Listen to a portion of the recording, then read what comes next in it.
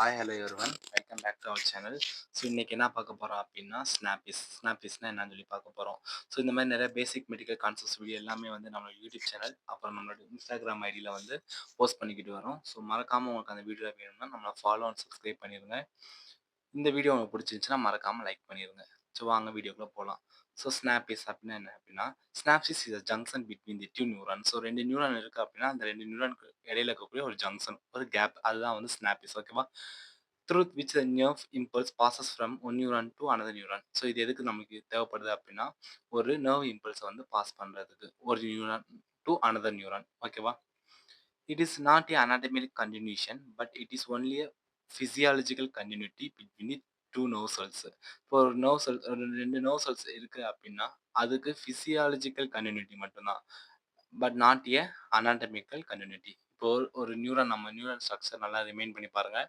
So அதில் வந்து synopsis அப்படின்னு சொல்லி எந்த ஒரு அனாட்டமிக்கலாக வந்து ஸ்ட்ரக்சர் இல்லை பார்ட்ஸோ நம்ம குடிச்சிருக்க மாட்டோம்.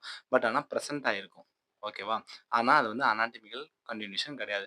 பட் ஆனால் அதுக்கு ஃபிசியாலஜிக்கலாக கன்டினியூட்டி இருக்குது. ஃபிசியாலஜிக்கலான என்ன, அங்கே ஒரு ஃபங்க்ஷன் இருக்குது. அந்த ஃபங்க்ஷன் தான் என்ன, ஒரு இம்பல்ஸ், ஒரு நர்வ் இம்பல்ஸை வந்து என்ன பண்ணுது, ஒரு நியூரான் டு அனதர் நியூரானுக்கு என்ன பண்ண போகுது, பாஸ் பண்ண போகுது. ஓகே. ஸோ இதை வச்சு தான் வந்து ரெண்டு கிளாசிஃபிகேஷன் இருக்கும். So anatomical classification, functional classification. அதில் ஃபஸ்ட்டு அனாட்டமிக்கல் கிளாசிஃபிகேஷன் பார்க்கலாம்.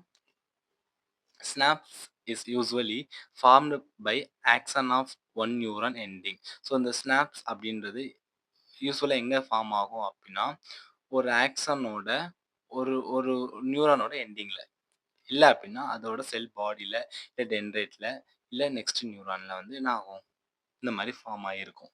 ஓகேவா? First neuron from which the action arise. ஒரு நியூரான்ல ஒரு ஃபர்ஸ்ட் நியூரான்ல இருந்து ஆக்சன்ல இருந்து அரைஸ் ஆகுறது தான் வந்து என்னது, presynaptic neuron. Second neuron and which the axon of the first neuron end is called postsynaptic neuron. So ப்ரீஸ்னாப்டிக்னால என்ன, ஸோ அந்த இடத்துல வந்து மெசேஜை வந்து சென்ட் பண்ண போகுது. ஸோ போஸ்ட்னாப்டிக்னா என்ன, அந்த இடத்துல இருந்து ரிசீவ் பண்ணிக்க போகுது. ஓகேவா? சரி, இந்த அனாட்டமிக்கலாக வந்து இதுக்கு வந்து மூணு மூணு கிளாசிஃபிகேஷன், மூணு டைப் இருக்குது. அது என்னென்ன அப்படின்னா, ஆக்சானிக் ஸ்னாப்சிஸ் அப்படின்னு இருக்கு. Axon of one neuron terminate on the axon of another neuron. So ஆக்சன்லேருந்து இன்னும் ஒரு ஆக்சன்லேருந்து டெர்மினேட் ஆகி இன்னொன்று ஆக்சன் கூட என்ன இருக்கும், ஜாயிண்ட் ஆகிருக்கும். இது வந்து ஆக்சன். ஓகேவா? இதுவும் ஆக்சன். ஸோ ரெண்டு ஆக்சன் இடையில வந்து ரெண்டு ஆக்சன் வந்து என்ன இருக்குது, டெர்மினேட் ஆகிருக்கு. டெர்மினேட் ஆகி எதை ஃபார்ம் பண்ணுது, இந்த ஆக்சானிக் சினாப்சிஸ் வந்து ஃபார்ம் பண்ணுது. அடுத்து ஆக்சோடென்ட்ரிக் சினாப்சிஸ் அப்படின்னா என்ன அப்படின்னா, axon of one neuron terminate on the dendrite on the another neuron. So ஒரு நியூரான் இருக்குன்னு வச்சுக்கோங்க. ஸோ அந்த நியூரானோட டென்ட்ரேட்ல இருந்து டெர்மினேட் ஆயிருக்கும். சி, இந்த ஹேர் லைக் ப்ரொஜெக்ஷன் என்னது, டென்ட்ரேட். ஸோ அந்த டென்ட்ரேட்ல இருந்து என்ன ஆயிருக்கு, ஸோ இன்னொரு நியூரான் வந்து இந்த மாதிரி அரேஸ் ஆயிருக்கு. அடுத்து ஆக்சோசோமாட்டிக் சினாப்சிஸ் அப்படின்னா என்ன அப்படின்னா, இப்போ ஒரு ஆக்சான் இருக்கு அப்படின்னா, சோமானா என்ன, ஃபர்ஸ்ட் ஆக்சோனா ஆக்சான், சோமானா செல் பாடி. ஸோ அப்போ செல் பாடியிலேருந்து என்ன ஆக போகுது, டெர்மினேட் ஆக போகுது.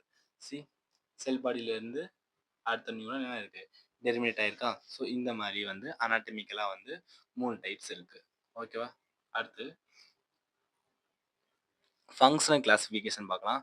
So functional classification of synapsis on the basis of the mode of impulse transmission.